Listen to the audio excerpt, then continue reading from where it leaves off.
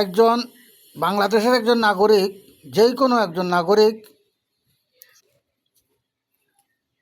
অর্থের মালিক কোনো রকম জীবনযাপন করে চলছে ডাল ভাত খেয়ে, সৎভাবে সৎ উপার্জন করে। এই সাধারণ লোকের উপরে রাষ্ট্রের প্রতাপশালী দুর্নীতিবাজ ঘুষখোর চাঁদাবাজের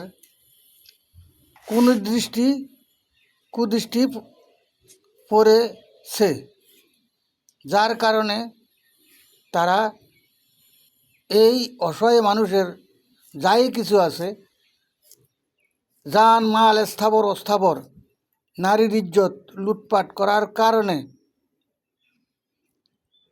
নিরুপায় হইয়া সরকারি লিগেলেটের মাধ্যমে কোর্টে মামলা করে স্বয়ং সম্পত্তি যা কিছু আসলে ওগুলো বিক্রি করে দিয়ে ভিক্ষা করে খেয়ে রাস্তায় ফুটপাতে থেকেও বিচার পায় না। এই আদালতের কোনো প্রয়োজন নাই, বাংলাদেশে কোনো কোর্ট কাছারির প্রয়োজন নাই, কোনো বিচারের প্রয়োজন নেই, কোর্ট কাছারির প্রয়োজন নেই। কারণ যখন মামলা করবে তখন জজ, ম্যাজিস্ট্রেট, টিউনু, ডিসি এরা ওই গরিব লোকটাকে হাতাইয়ে সমস্ত কিছু শেষ করে তাকে রাস্তা নামাই দেয়। তারাই মানে রাস্তা নামাই দেয়